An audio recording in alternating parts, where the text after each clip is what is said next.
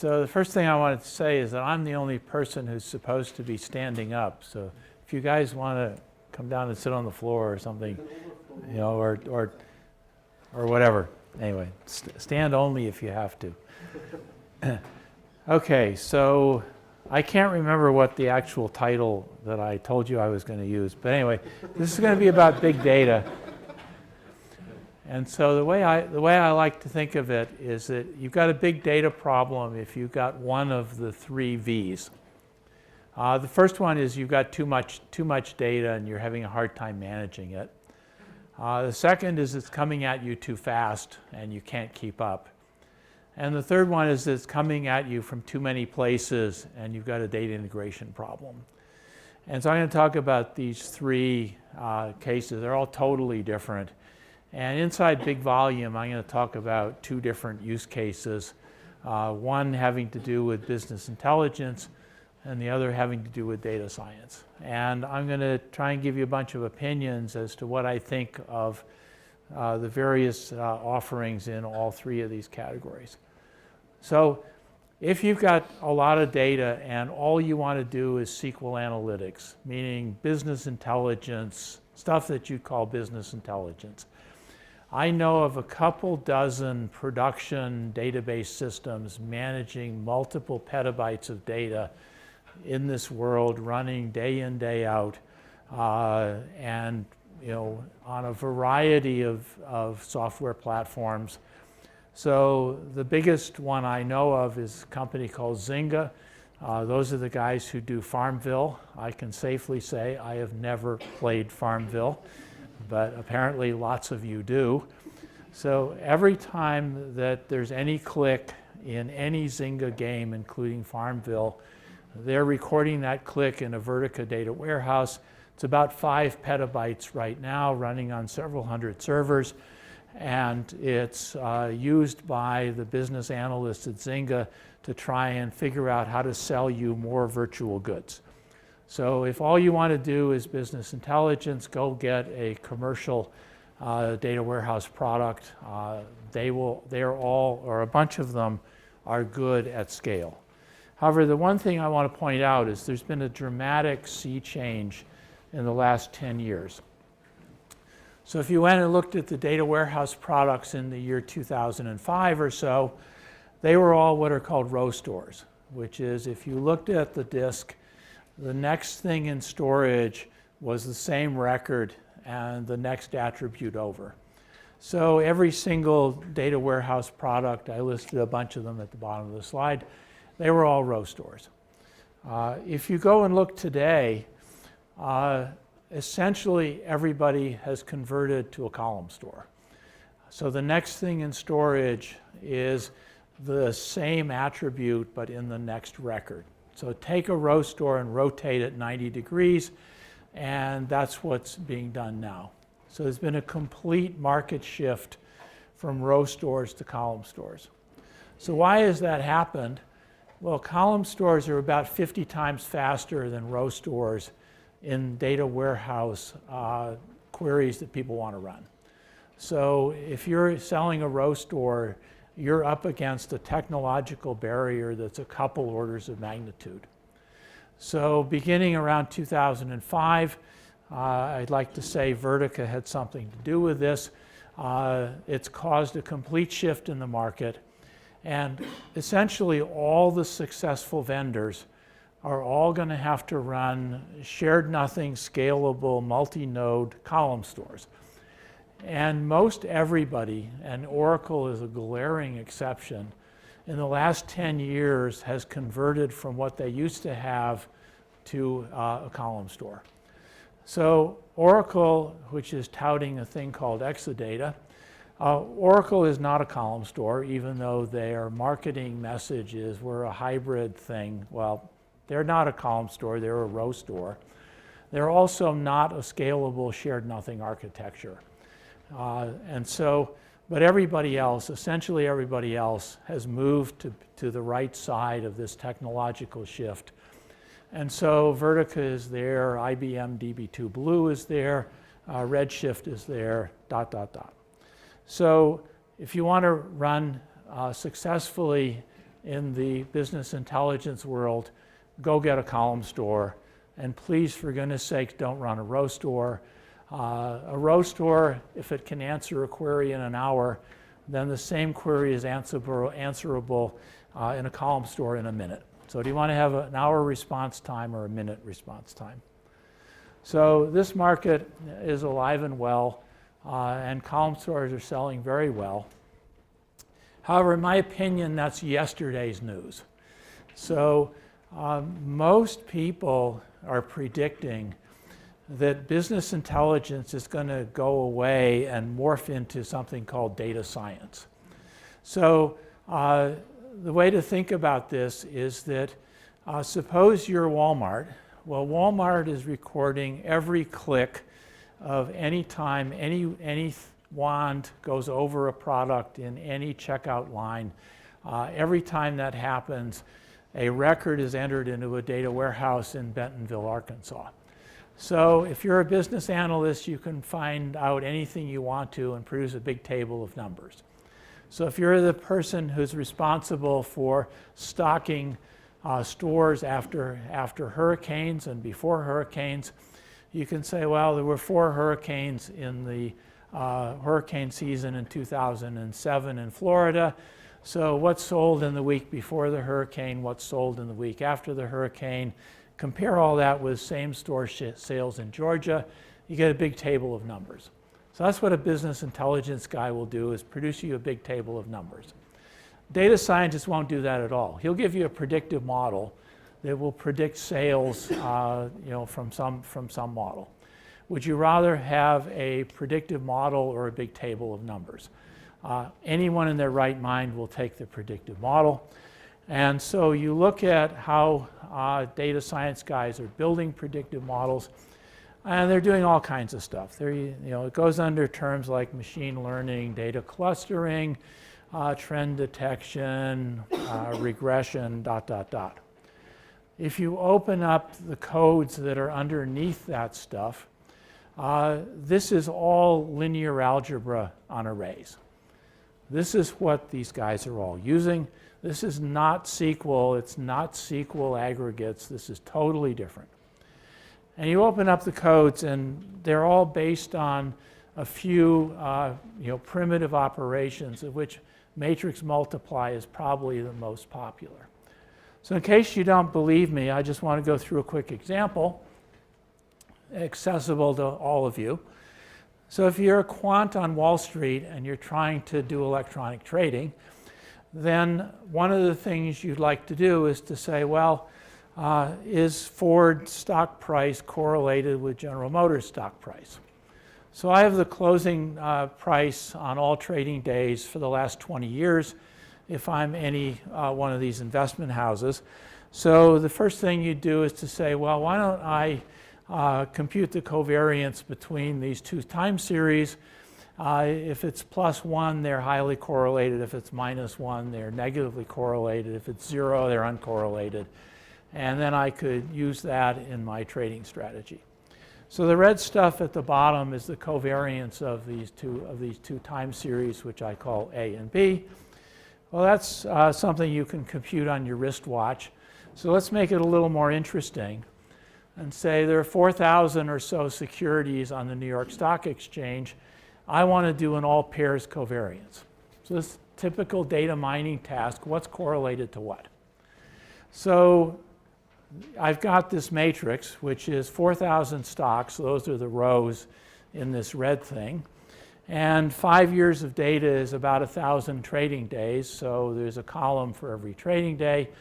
And so closing prices are this red matrix. And I want to do an all pairs covariance.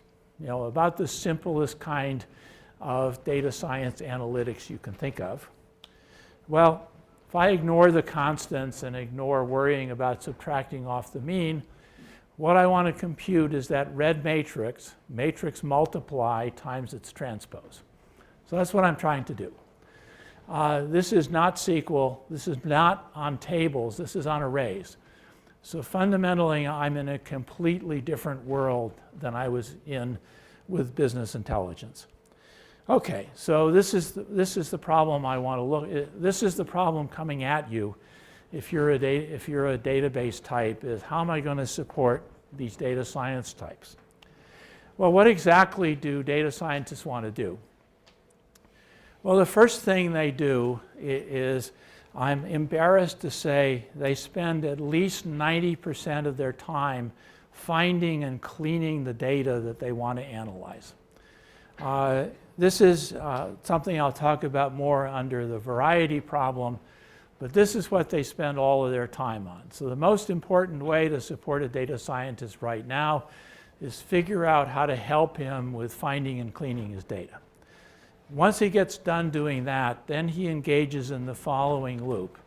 Until he gets bored or gets to go home, he does some data management operations, like try this all pairs covariance just for stocks with a market cap over $1 billion.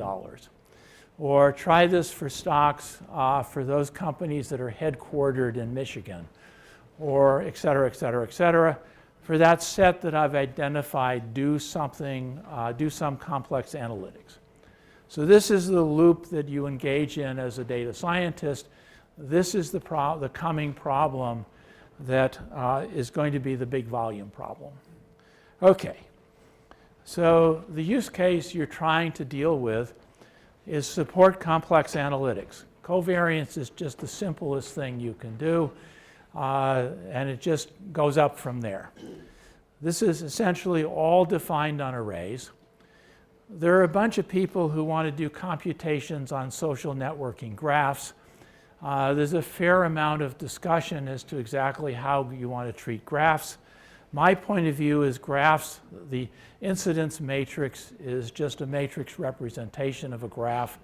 I'm happy just to compute on sparse arrays. So I view this as just more array problems.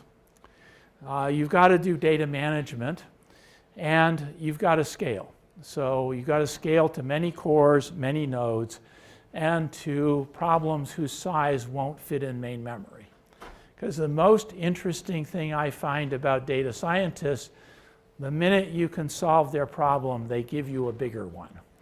So the minute you can solve this all pairs covariance for the NYSE closing prices, they say, the data scientist says, well, what I really meant was I want you to do it on hourly data, which is 10 times as big, or I want to do it on all stocks on the planet rather than just on the NYSE. Or if you can manage to do that, they say, well, I really want to do it for the Chicago Board of Options securities, which sends it up by another order of magnitude. So the minute you can solve anybody's problem, they give you a bigger one. So scalability is a huge, huge issue. Okay. So how are you going to solve this problem? Well, the first thing you can do is to say, well, you go talk to data scientists now. They say, well, I like this stuff called R, or I like this stuff called Julia, or SAS has a fair amount of users, or MATLAB, or ... SPSS. Run a stat package. The trouble with stat packages is that they have essentially no data management. So they'll do one piece of your problem, but not the other. Also, from where I sit, stat packages have an annoying problem, which is they're just based on files. There isn't any consistent metadata. There isn't any notion of sharing. All the stuff that you get with a database system is usually not there. So you say, well, maybe I should run a database system. So I should try out Oracle on this problem. If you do that, you're likely to tear your hair out because your database system will have weak or non-existent linear algebra. So it'll do the data management, but not the linear algebra. So what everybody does right now, everybody means most everybody, is they run two systems. They run Oracle to do the data management. When you find out what you want, you copy it over to R, and then you run the linear algebra in R, and then you copy the answer back. So that gives you the necessity of running two systems. No one wants to learn two systems and do the plumbing back and forth. And you're moving the world around and turning over the gross national product to your networking vendor. So this is the current technology which nobody likes to do. So can you do better? Well, I'm a huge fan of one size doesn't fit all. This is fundamentally an array problem. Why don't you just have an array database system? What is an array database system? It's not a table system. It's not anything simulated on top of SQL. It's a system from the ground up that stores arrays. And you want SQL operations. Of course, SQL is the intergalactic language. You just do them on arrays. And you have built-in analytics of the sort that you need to solve data science problems. So go take a look at SciDB if you want to look for a startup that does this sort of stuff. Long term, in my opinion, this is the technology that's going to win. Why are arrays such a great idea? Well, besides that the linear algebra is defined on them, the thing is that lots of times you want to subset an array. So I want to carve some chunk out of the middle of an array, like the stuff on the top right. So the nice thing about array storage is you can chunk storage into disk blocks in multiple dimensions at the same time. So you can have a stride in X, a stride in Y. You don't store the dimensions unless things are really sparse. You get a compact representation that's searchable in multiple dimensions and does linear algebra really fast. A relational simulation is fundamentally difficult. You have to store the dimensions. That's the I and J. And it's impossible to cluster a table in multiple dimensions at the same time, at least current relational systems. So arrays have a fundamental native advantage in this world, so we'll see what happens. So I can't leave this topic without talking about Hadoop. I'm, of course, on record for thinking Hadoop sucks.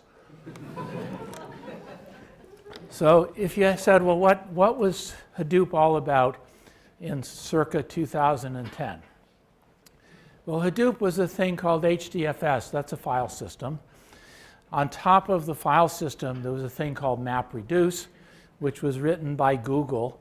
Google wrote MapReduce. It was purpose-built to support their crawl database. So this was an application-specific world for a specific application. And then on top of this, people put things like Hive. Think of that as SQL. They put Pig. Think of that as SQL. Mahout. Think of that as complex analytics or other SQL-like things. Okay, so that's what we're talking about circa 2010. What everybody quickly found out was that MapReduce is not an interesting distributed computing platform for all kinds of very good technical reasons. We wrote a paper in 2007 saying MapReduce is not an interesting interface in a SQL database system for all kinds of good technical reasons. So MapReduce is no good at distributed computing, and it's no good at data management. And that quickly became apparent to most everybody. So what's happened since 2010? Well, Google abandoned MapReduce for the application for which it was purpose-built. So they moved to Bigtable, and they have to be laughing in their beer, saying, we abandoned MapReduce about 5 years ago, and they've now publicly said it has no place in their future stack. They've written a bunch of interesting database systems like Dremel and F1 that have nothing to do with MapReduce, nothing at all. So Google has abandoned MapReduce. Cloudera, although they don't quite publicly admit what I'm about to tell you, has abandoned MapReduce. Why is that? Well, Impala, which is a SQL database system that they've written, a reasonably good one written by smart guys, it's their new database system. It is not built on MapReduce at all. And why is that? Well, a parallel SQL data warehouse system MapReduce is not a good interface in the middle of such a database system, and that has been well known by database researchers for years and years. So Impala is not built on MapReduce. In fact, a dirty little secret is Impala is not even built on HDFS. So it's completely on its own stack. So Cloudera is abandoning MapReduce. Hortonworks and Facebook have similar projects. So the world is abandoning MapReduce. So what is the future of the Hadoop stack? Well, you could say if we weren't in a marketing central kind of world, well, MapReduce is a bad idea, so let's just move on, like Google moved on. And the companies that are supporting MapReduce should just go away and do something else. Well, of course, you can't do that if you're Cloudera. So you redefine the Hadoop stack to mean not MapReduce anymore. So that's exactly what's happened. So the Hadoop stack circa 2015 is HDFS at the bottom, sort of. HDFS has horrible performance problems and is being drilled through to anybody who cares drills right through that layer into the underlying Linux file system. And that seems to be getting fixed as people rewrite HDFS completely. SQL is at the top, which is the Hadoop stack is fundamentally turning into a SQL data warehouse market. So you've got a data warehouse style executor available from Impala, which is Cloudera, which is a Hadoop vendor, or from the data warehouse guys who are happy to run on top of HDFS and drill through HDFS into Linux files just like they've always done. So the data warehouse market and the Hadoop market are the same market going forward. And may the best vendors win. The business intelligence market is alive and well until it gets replaced by the data science market. And may the Hadoop vendors compete against the data warehouse guys. May the best systems win. Now, that hasn't stopped the Hadoop vendors from another tactic, which is something called data lakes. So stay tuned. I will talk about data lakes, which is the other marketing thrust of the Hadoop guys. Okay, so I have to now talk about Spark. So where did Spark come from? Well, if you're going to do distributed computing, I said 2 slides ago that MapReduce was a horrible solution. And so Matei Zaharia is a smart guy. He's currently at MIT. And so Spark was conceived as a faster, more functional version of MapReduce. That's absolutely true. It's faster and more functional than MapReduce. However, one thing that the Spark guys quickly found out is that just like Hadoop is a SQL market, so is Spark. 70% of all the accesses, according to Matei Zaharia, is in Spark SQL. So more than 2/3 of the accesses are SQL. So if you're a database guy and you take a look at Spark SQL, the first thing you say is, where's the beef? There are no transactions. There's no sharing. If you have a real data warehouse database system and you have 2 people that are both accessing the same table, they're running off the same instance of that table. Not so in Spark SQL. If JAG is operating on one table, I'm operating on another, we have 2 different copies. So there's no sharing, there's no persistence, which makes database people absolutely see red. Until recently, there were no indexes, there's no system catalogs. This is a toy of a SQL engine. Now, presumably, this stuff is all going to get fixed. And so, in my opinion, what's very likely to happen is Databricks and other vendors will fix all this by re-architecting Spark completely, because this is going to take a complete re-architecting of the way Spark works. And over time, Spark will compete in the data warehouse market against the Hadoop vendors, against the warehouse vendors. May the best system win.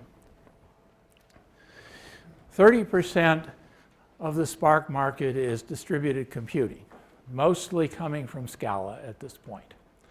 So resilient distributed data, RDDs, which is the Spark data model, is already largely being replaced by data frames. Spark is a Java framework. However, if what you're trying to do is matrix multiply, well, current Spark is a lousy way to do that. You're a couple orders of magnitude off of what's performance possible, largely because there isn't optimized array storage and there isn't optimized matrix operations.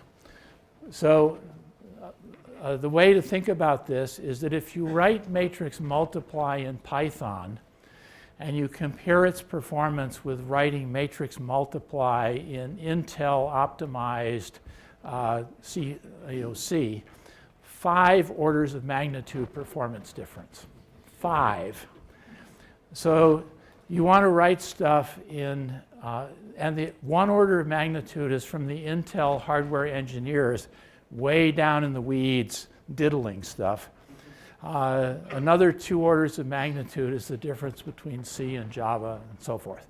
So if you want to go scalably and not give up 2 orders of magnitude in performance, all that stuff is going to have to get into Spark, or people are going to run things like SciDB, which already has this.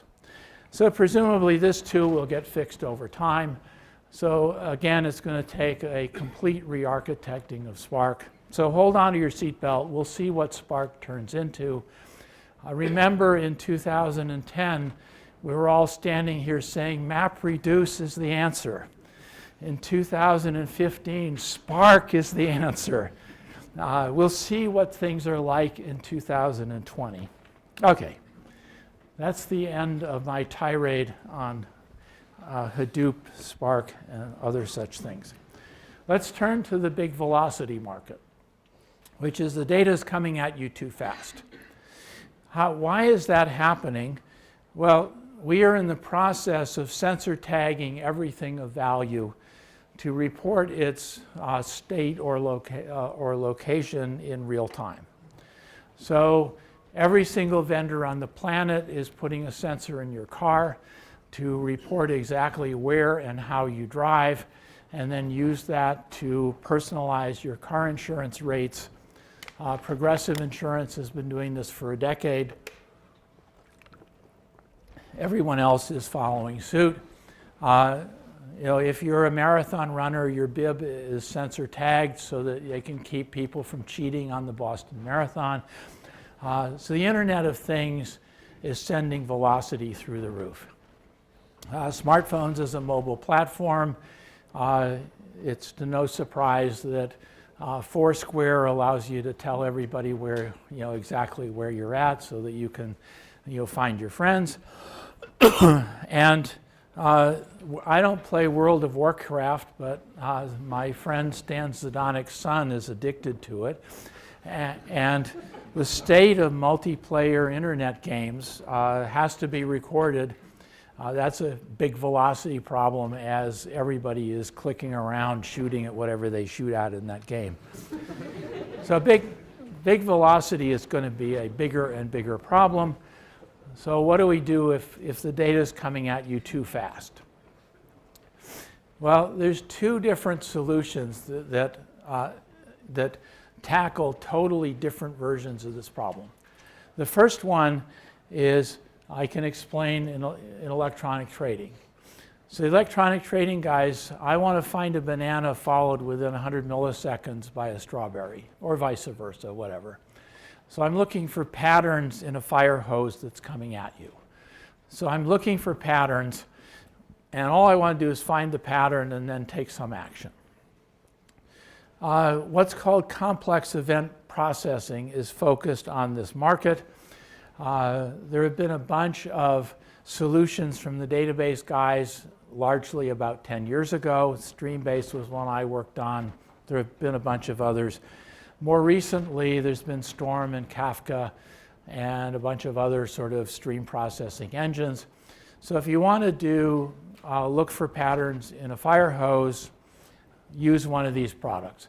All of these systems will run 1 million messages a second or so, and I don't know hardly anybody who wants to run faster than that.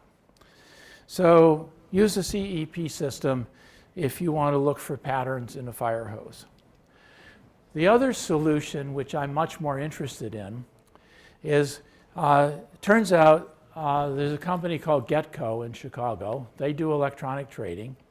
They're responsible for about 10% of the volume on the New York Stock Exchange, that one company.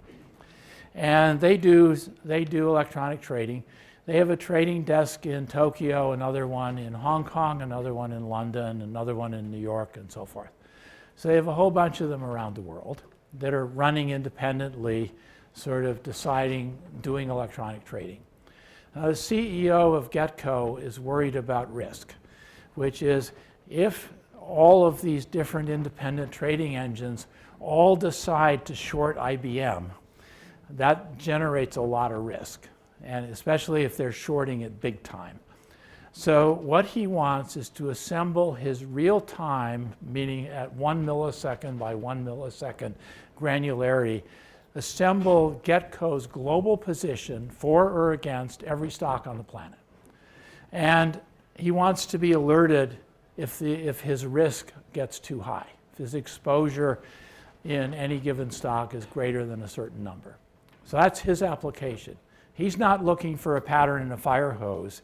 He's simply trying to process the fire hose and record state, because that's his position for or against every stock is state. The problem is he can't lose any messages. The minute he loses a message, this whole thing, is blown out of the water. So this looks like high performance online transaction processing, which is in comes a message, do an update, never lose my data. So you want to update a database at very, very high speed. So this is the other version of the problem. If you're looking for a pattern in the fire hose, if you develop amnesia, lose some messages, well, so what? You just lost the opportunity to make some money. In this case, you need transactions, you can't lose messages. So this is the other version of the problem. So how am I going to solve this problem? Because I find this one much more interesting. So you need to do OLTP fast. So one option is to just run the legacy SQL vendors, who I affectionately call the elephants. So run Oracle or run MySQL or run MariaDB, run Postgres, run your favorite relational database system. Second option is there's by now probably 100 NoSQL vendors who position themselves as offering NoSQL. What that means is they are all advocating that you give up SQL and run in some other lower level language, and you give up ACID. So you could run one of those guys, or you can run a product from a collection of vendors who are called NewSQL vendors, who say retain SQL, retain ACID, but go fast with a totally different kind of implementation. I'm going to talk about all three of these solutions. Why not use Oracle? If you walk into GetCo and say, how about running Oracle to maintain my real-time state, they'll laugh at you, because you're a couple orders of magnitude too slow.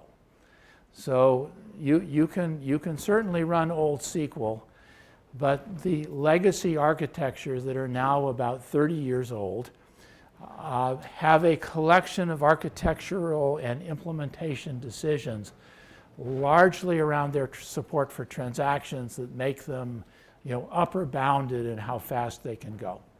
So if you want to look into all kinds of technical reasons, we wrote a paper that appeared in VLDB in 2007 called Through the OLTP Looking Glass, which explains why legacy vendors simply cannot go fast in this sort of world. So old SQL is too slow. Well, the whole idea behind the NoSQL guys was you're too slow. So they have two different solutions. First solution is give up SQL. Second solution is give up transactions. Now, I have a lot of gray hair. I can remember when people were said, you have got to code in IBM assembler because unless you can control the registers, you can't go fast. As we all know, betting against the compiler is a really, really bad idea. And that's what these guys are doing, which is SQL compiles into the low-level utterances that the NoSQL guys say you should just implement in these low-level utterances. They are betting against the compiler. That is a terrible idea.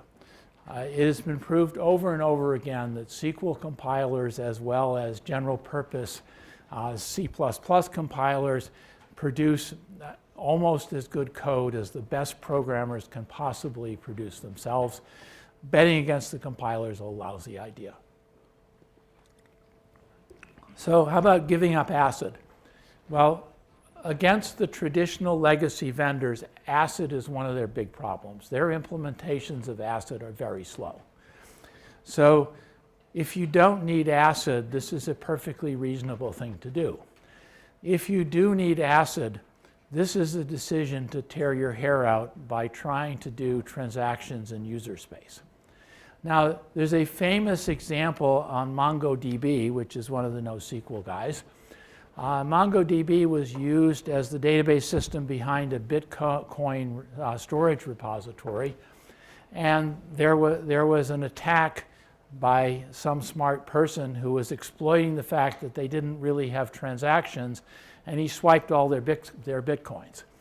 So if you don't have transactions and you need transactions, then the corner cases are devastatingly bad. So if you need transactions, you've got to do a lot of user code, and that code is a fate worse than death. Moreover, can you guarantee you're not going to need transactions tomorrow? Because if you need them tomorrow, then the NoSQL guys aren't going to give them to you. Now, it's interesting to note that there's 75 or so vendors. You've got to have standards. No one is going to ever support 75 different interfaces. So it's interesting to note that two of the big guys in the space, Cassandra and MongoDB, are moving to, SQL. So in my opinion, SQL and NoSQL are really going to merge. NoSQL in 2012, the marketing pitch was, SQL is terrible, you don't want it. Their pitch changed a year or so later into, well, not only SQL. Well, SQL is good for some things, but we're good for other things. And in my opinion, where we are now is the NoSQL means not yet SQL. So the SQL guys are adding JSON, meaning support for sparse kinds of objects, and they're improving their out-of-box experience. The NoSQL guys are adding SQL and transactions, and in my opinion, these markets are going to merge, and NoSQL and SQL will have smaller and smaller distinction over time. The third option is to run a new SQL engine. MemSQL, VoltDB, NuoDB, there's a bunch of them. They all take the point of view that the 30-year-old architectures that the elephants are selling are 30-year-old legacy code that isn't good for much of anything anymore. And all you have to do is implement high-speed transactions using modern technology. And especially taking advantage of main memory as a way to go wildly faster than disk. So the new SQL guys say SQL is good, ACID is good. You can make this stuff go fast, but you can't do it with Oracle or MariaDB or ... So I'm a big fan of new SQL. I think the old SQL guys are slow. The NoSQL guys are going to move to SQL. And if you want to go fast, the new SQL guys are wildly faster than the NoSQL guys. So VoltDB is about a factor of 7 faster than Cassandra on the stuff Cassandra can do. Okay, So that's what I have to say about big velocity. I think it's either a stream problem or it's a high-speed OLTP problem. And I think if you want to run 1 million transactions a second, VoltDB can do it. If you want to process 1 million messages a second, Streambase or Kafka can do it. So I think this big velocity world, I think, is reasonably solvable these days with commercial products. So now I want to turn to big variety. So a typical enterprise, so think FedEx. FedEx has 5,000 operational data systems. Now, everybody on the planet has a data warehouse. That gets loaded from operational systems. And I've talked to a lot of warehouse administrators, and I say, well, how many operational systems are sending you data that you're integrating into your data warehouse? The typical answer is a number less than 10, which says that 4,990 of these operational systems are simply silos and don't get integrated into a data warehouse. So a few of these get into a data warehouse. There's enormous pressure from business analysts to get more and more stuff into their data warehouses so that they can do better and better business intelligence. Also, everybody's, the CFO of most companies actually produces his budget in Excel. So he's got spreadsheets. That's interesting data which isn't shareable. There's low-end access databases. And then the public web is a treasure trove of all kinds of stuff. So just for example, I got to pay a sales call at Miller Beer a while ago. Those guys in Milwaukee. And this was right about this time of year, in a year in which El Nino was predicted by the weather guys to be a very strong El Nino year. By the way, coming year is also an El Nino year. So the weather guys have figured out that El Nino, which is this warm water upwelling in the Pacific, screws up the US weather every few years.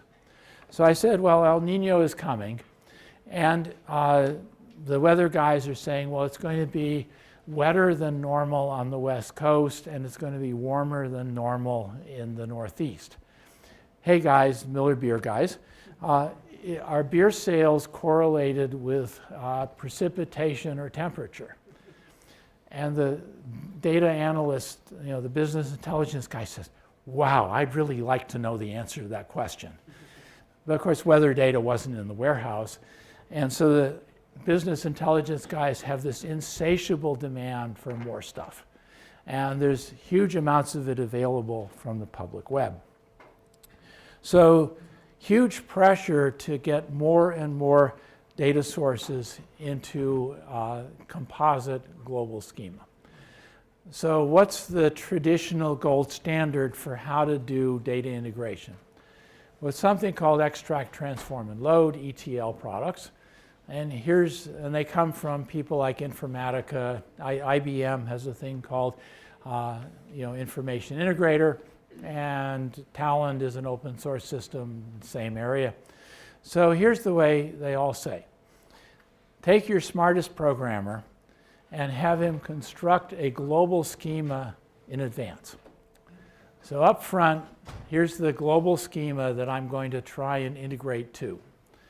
For each local data source, send a programmer. So send Barzan out to find the business owner, figure out what data he's got, figure out what format it's in, figure out how to scrape it off of wherever it is, figure out how to map it to this global schema that has been predefined, and write a script to move it.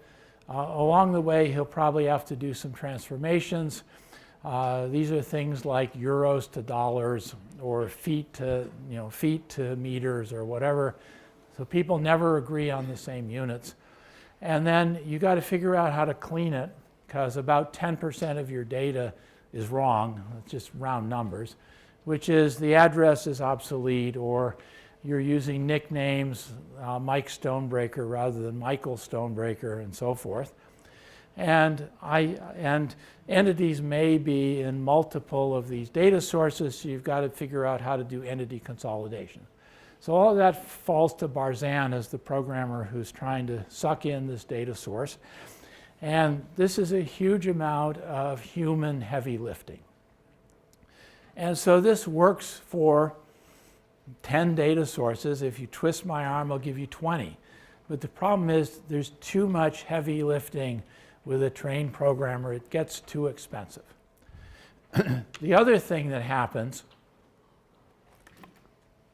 is that enterprises in the past have tried to create enterprise-wide global schema. That was a popular thing to do about 15 years ago. So you'd send out a team of 5 people to go out and try and build this global schema. So they'd spend 3 or 4 years because you got 5,000 data sources you got to go investigate. That composite schema was out of date on day one because the business moved on, let alone 4 years later. So every single one of those projects failed. And so the bottom line is that constructing a broad-scale global schema up front is impossible. And there's too much manual heavy lifting to get there, even if you could come up with a global schema. So this is hopeless. Anyone who wants to do a scalable number of data sources dismisses this technology as completely hopeless. So who wants to scale past 10 or so data sources? So here's just a few examples. Novartis, which is a big drug company, big operation in Cambridge, headquartered in Switzerland. They have a traditional data warehouse of customer-facing data from 10 or so data sources. However, they've got 10,000 bench scientists doing wet stuff, biologists and chemists, and the company wants to put together the experimental results from 10,000, think of these as electronic notebooks.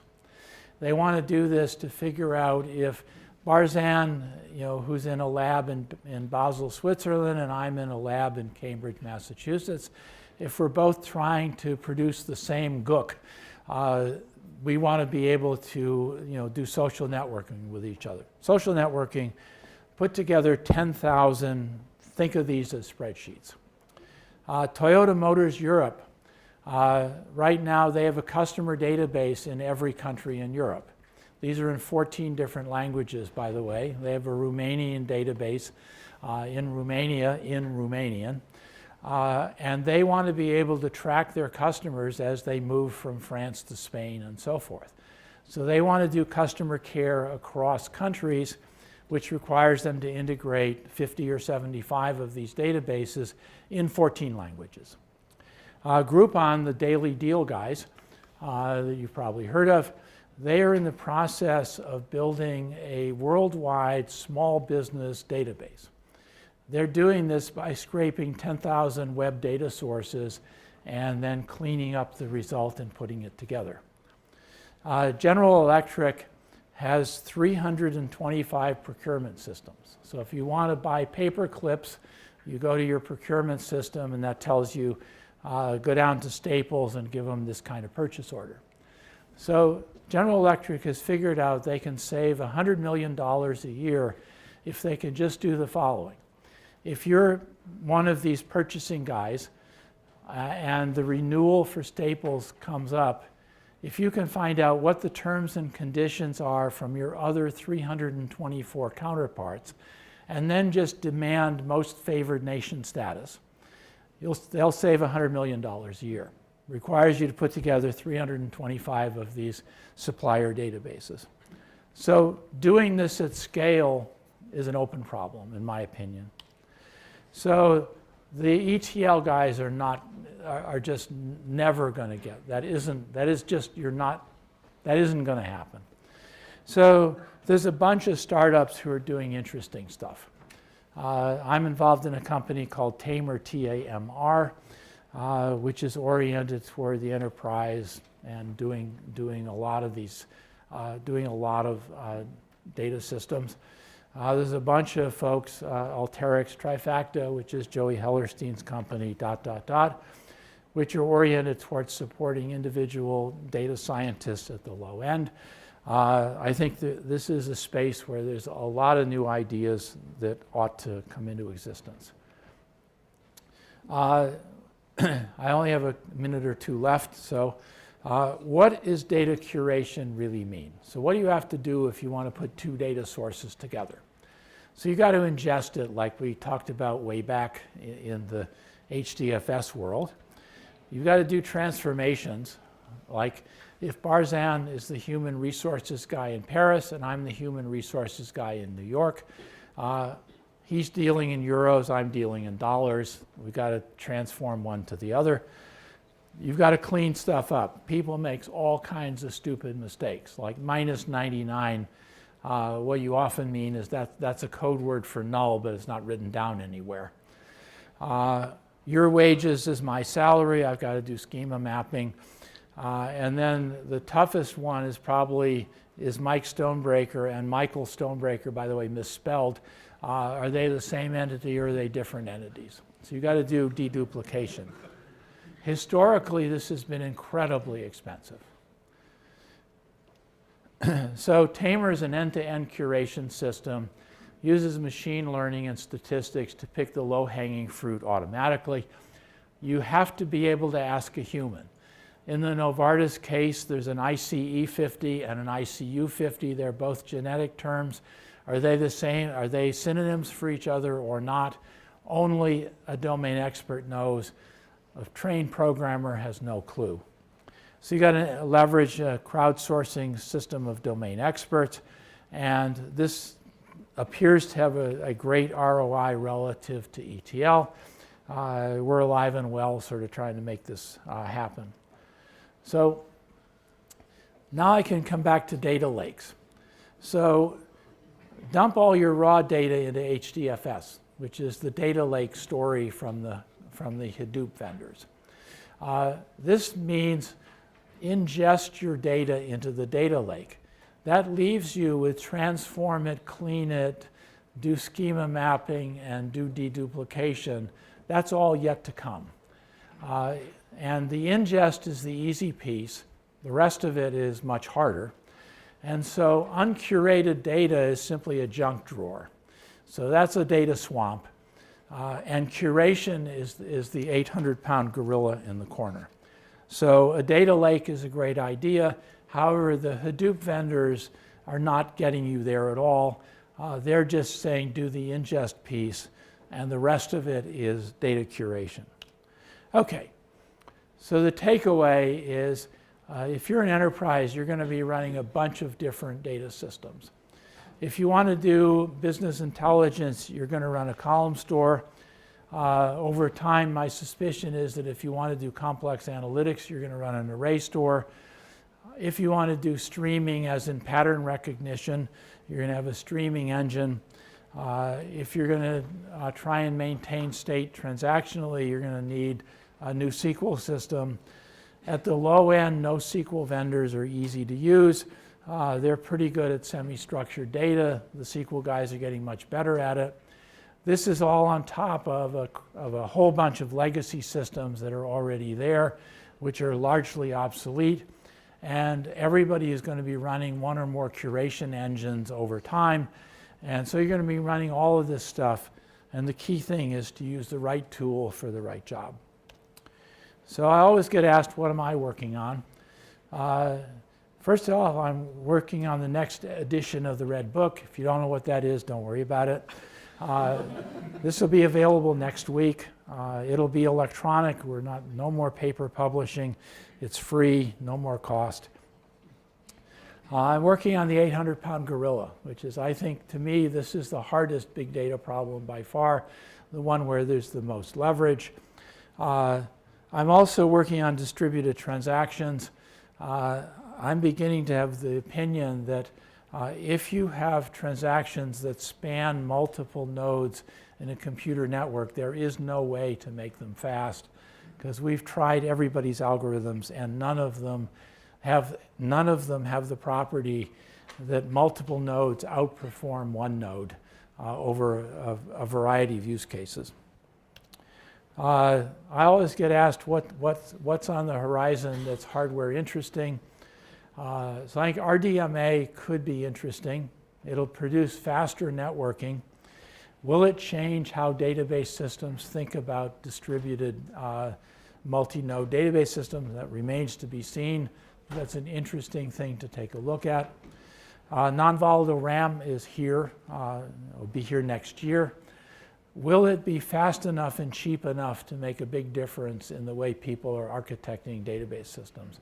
So I think those are two things that are fascinating to take a look at and may in fact change all the ground rules and cause me to give a much different talk next year.